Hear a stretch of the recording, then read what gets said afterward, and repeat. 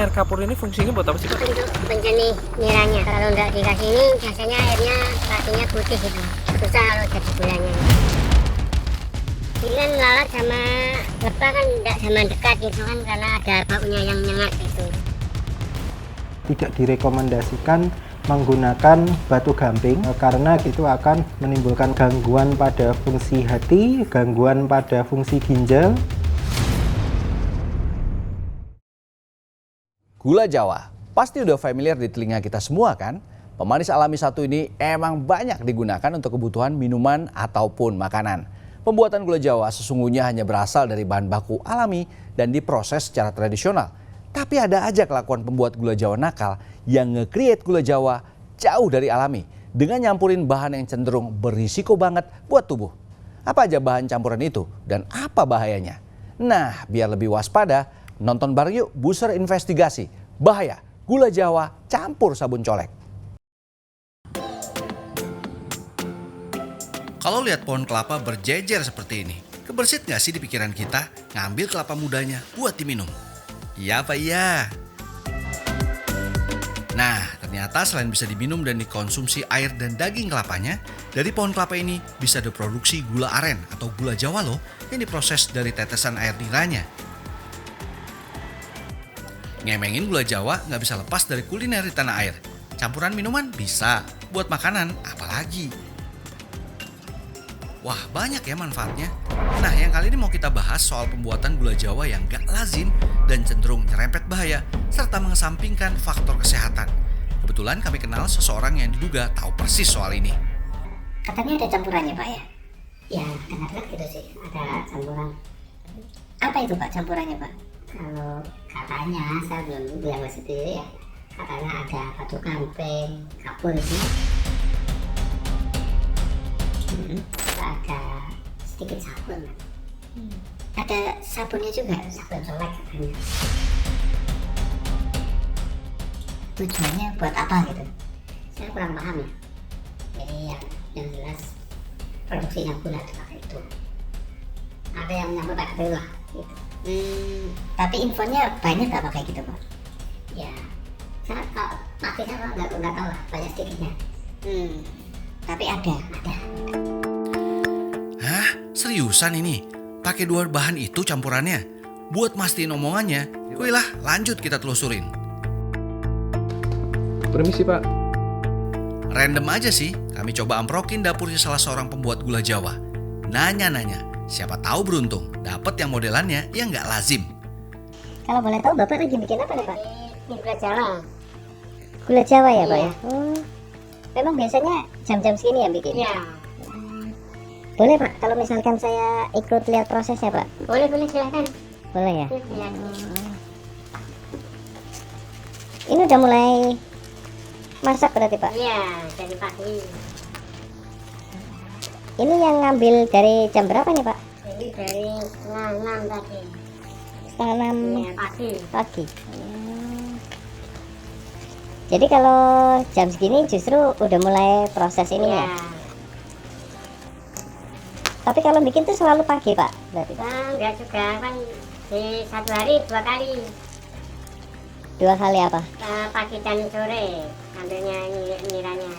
Kalau masaknya? Masaknya yang sore kan sampai malam juga ini. Masak malam.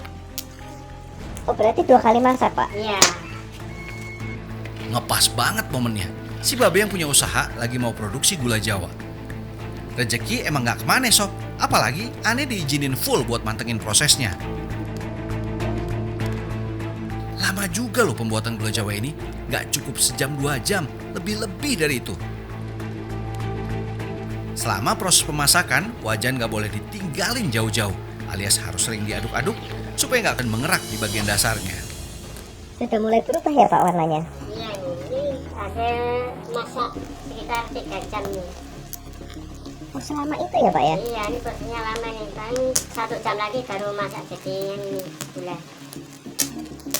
Harus sabar nih. Berapa, Pak? Harus sabar bikin gula itu, dari proses ngambil sampai masaknya ini. Tapi kalau khusus masaknya itu berapa lama, Pak? Ya, sekitar 4 jam lah. 4 jam? Iya. Sampai sampai jadi gula, dari nuang tadi sampai jadi gula itu. Kalau ini masih encer ya Pak? Ini masih ada, baru 3 jaman dari Jadi nanti akan mengental. mengental ya. Nanti diangkat, baru namanya dicetak. Perlu banyak sabar emang selama proses berlangsung. Pengadukan akan makin intens kala gula Jawa mulai mengental. Biar gulanya nggak mengkristal ntar. 4 jam yang meletihkan beres sudah. Makin mengentalnya gula menandakan kalau proses pemasangan ini berakhir. Kini saatnya proses cetak. Harus buru-buru nyetak nih pas gula Jawa masih panas-panasnya. Kalau enggak, keburu keras tuh gula.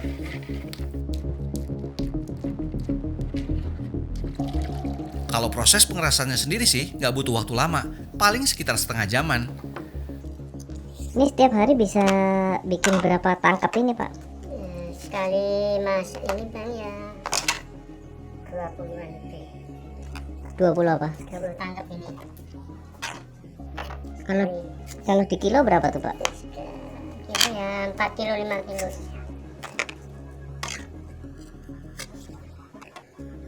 Kalau kayak gini udah bisa langsung dijual. Iya. Sekilo sekarang berapa Pak?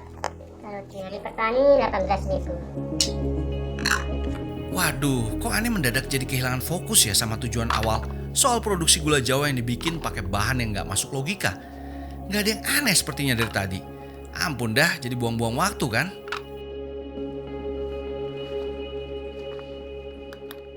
Tapi waktu kita mau balik kanan alias geser pulang, si Babe mendadak ngajakin buat manen air niranya. Gimana ya? Ya udahlah, ikutin aja dulu. Siapa tahu ada hal menarik.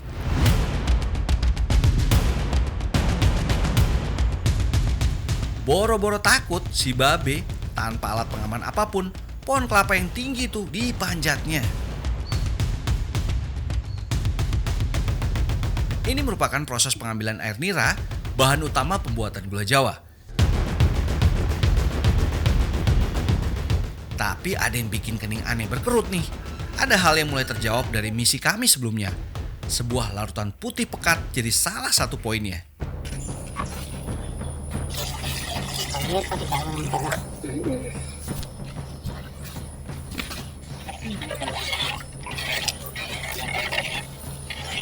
Ini apa ini Pak? Ini air gamping. Air gamping tuh dari apa Pak? Asalnya dari batu gamping itu yang dibakar dicairin pakai air. Oh, batu kapur itu ya Pak ya? Ya.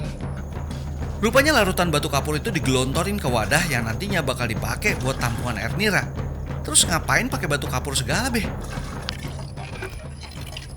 Ini air kapur ini fungsinya buat apa sih Pak? Untuk penjernih niranya. Kenapa harus pakai itu Pak? Kalau nggak dikasih ini biasanya airnya paginya putih gitu. Terus kalau nggak susah kalau jadi gulanya itu bikin gula. Memang selalu kalau mau bikin gula itu pasti harus ada campuran ini. Iya. Itu dari kapan Pak?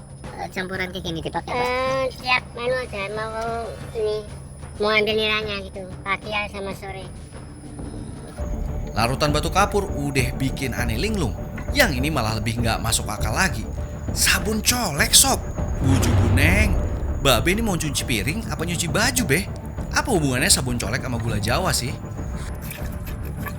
Emang pengaruhnya banyak ya Pak ya kalau pakai sabun colek kayak gini Pak? Iya. Ini kan lalat sama lebah kan nggak sama dekat gitu kan karena ada baunya yang nyengat gitu. Ini yang sabun colek buat nyuci gitu Pak? Iya. Tapi nggak apa-apa Pak? Enggak lah, ini kan cuma perbandingan cuma kasih dikit aja. Nah, nanti kan hasilnya paling enggak gini paling 3 liter kan cuma paling sedikit gitu, enggak ada pengaruhnya. 3 liter apanya Pak? 3 liranya. Oh niranya. Iya. Oh alah, aneh baru ingat. Pas momen sebelum keluar rumah, si Babe sempet nyiapin ini.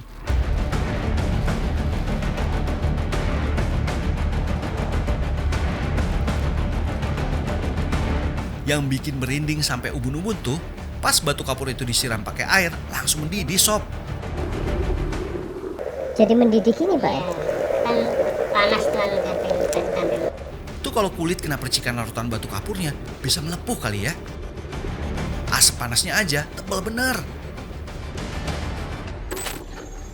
Campuran dua bahan yang aneh bin ajaib itu terus diboyong naik ke atas pohon kelapa untuk jadi wadah tampungan air nira, sekaligus menukar jerigen yang sudah terisi air niranya.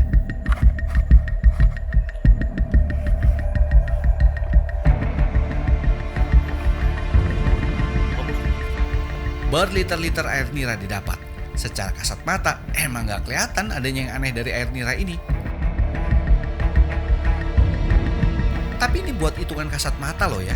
Fakta yang terkandung, ya sudah bisa nerka sendiri dong. Jadi penasaran air nira ini terus bakal ditreatment pakai apa lagi ya? Tidak direkomendasikan menggunakan batu gamping karena itu akan menimbulkan gangguan pada fungsi hati, gangguan pada fungsi ginjal.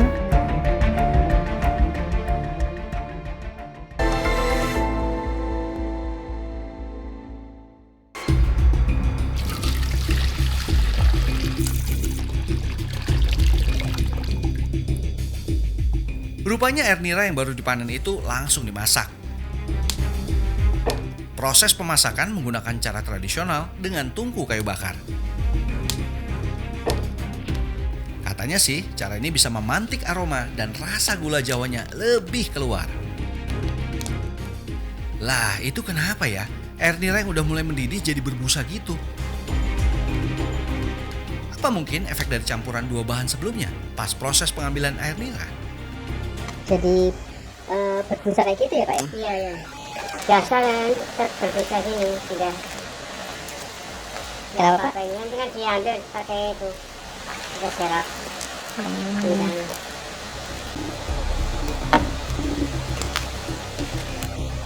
Ini berapa Pak? 10 liter. Biasanya dari 10 liter jadi berapa nanti Pak? Kira-kira ya 3 kiloan. 3 kilo Jawa gula. gula. Iya.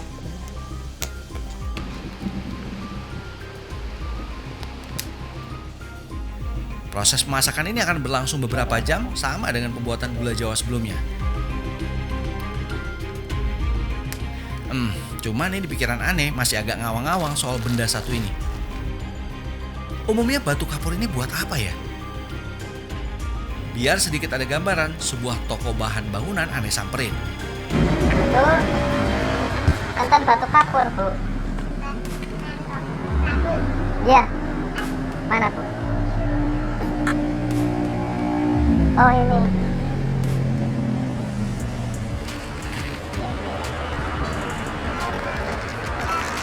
Ya. Berapa ini Bu? 6.000. Ini biasa buat apa aja sih Bu? Ini biasanya Heeh. buat labur. Labur. Tembok. Tembok. Tapi ini buat tembok bisa Bu ya? Iya, ini Memang. buat tembok utama. Oh memang utamanya buat tembok ya Bu ya? Labur. Labur. Berarti tinggal dicampurin air ya? Ini Gitu. Panas kok. panas ya Bu ya?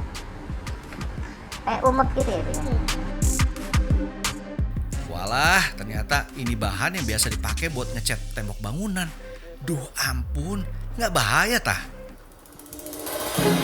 Batu gamping itu sendiri memang komponen utamanya adalah kalsium ya Mas ya. Sebagaimana kita ketahui bahwa kalsium itu memang diperlukan oleh tubuh karena untuk tulang, gigi, akan tetapi di dalam batu gamping ini sendiri itu juga terdapat mineral-mineral lain yang yang mungkin saat ini mungkin dibutuhkan tubuh itu dalam jumlah yang sangat kecil gitu ya, atau kita sebut dengan ultra trace mineral. Nah, di sini yang berbahayanya adalah apabila ultra trace mineral ini yang dikonsumsi terlalu banyak, ini juga akan menyebabkan masalah bagi kesehatan itu sendiri. Jadi memang tidak direkomendasikan menggunakan batu gamping, dan itu apabila penambahannya tidak tepat itu akan menimbulkan masalah gangguan saluran cerna seperti mual, muntah, diare, kram pada perut, dan efek jangka panjangnya ini yang tidak kita harapkan itu adalah gangguan pada fungsi hati, gangguan pada fungsi ginjal, dan juga kanker. Dari sejumlah literasi, batu kapur emang ada manfaatnya bagi tubuh. Tapi semuanya pakai perhitungan loh ya, bukan asal ngoplos dengan takaran yang serba kira-kira.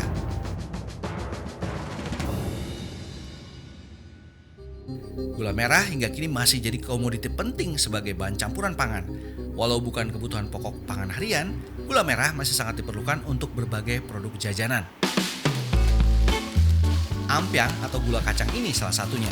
Jajanan khas orang Jawa ini dibuat dari gula merah sebagai bahan dasarnya. Bapak Wagirin merupakan satu dari sekian banyak pengusaha ampiang yang eksis hingga kini. Sudah lebih dari 15 tahun lamanya, ampiang terus diproduksi untuk memenuhi permintaan pasar. Sadar akan permintaan pelanggan yang terus bertambah, Wagirin selalu efektif dalam pemilihan bahan baku seperti kacang dan gula Jawa sebagai pemanis utamanya. Wagirin pilih kualitas terbaik. Untuk sekarang ini, kalau dulunya ya sedikit Mas, paling kalau mulai produk itu paling satu hari paling bikinnya 10 kilo sampai 15 kilo. Tapi sampai sekarang alhamdulillah sampai 50 kilo sampai 70 kilo. Saya kalau beli gula Jawa itu Mas, saya sudah punya langganan yang bagus, yang sudah terkenal itu. Kalau masalah gula Jawa ya Mas, saya milih yang bagus, yang warnanya yang bagus, yang murni, nggak ada campurannya. Khawatir saya Mas, kalau saya nggak cari gula merah yang bagus, yang murni, khawatir saya pelanggan-pelanggan saya nggak kabur semua. Jadi saya tetap jaga kualitas produk saya Mas gitu. Adanya pembuat gula seperti di awal tadi yang bisa berujung masalah pada pengkonsumsinya, percayalah, kalau ini cuma kelakuan orang-orang tertentu saja. Dan catet nih, masih banyak kok yang tetap ngedepanin faktor kesehatan. Pak Marsono ini salah satunya. Belasan tahun ia membuat gula Jawa tanpa adanya campuran bahan berbahaya apapun. Semua gula Jawa yang dibuatnya masih serba tradisional dan yang penting bahannya murni langsung dari alam. Baginya ini menjadi kunci utama agar usahanya terus berjalan dan dipercaya banyak orang. Bahkan saat proses pengambilan air niranya, Marsono menggaransi setiap tetes air nira yang diambilnya nggak pakai bahan tambahan apapun.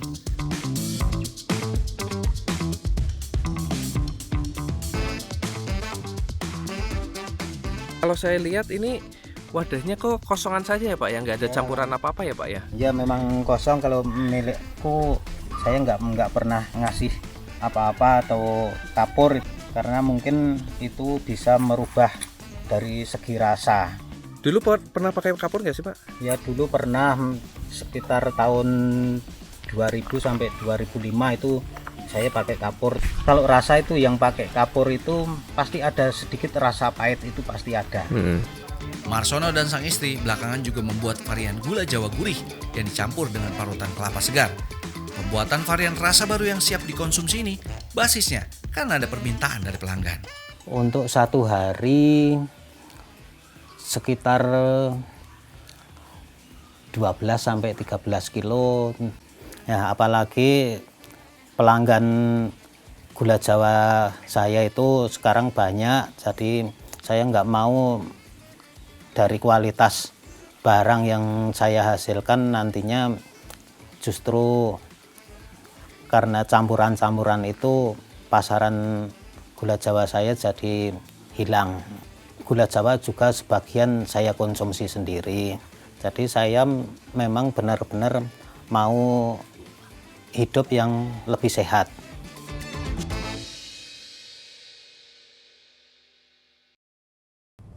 Nggak usah mendadak jadi parno ya guys. Yang penting kuncinya kita tetap harus jeli kalau mau beli gula Jawa. Dan saya yakin banget kalau yang dijual di pasaran lebih banyak yang aman daripada yang berbahaya. Oke deh, Buser Investigasi kita udahin dulu ya. Thanks for watching. Joy Astro pamit. I'll see you around.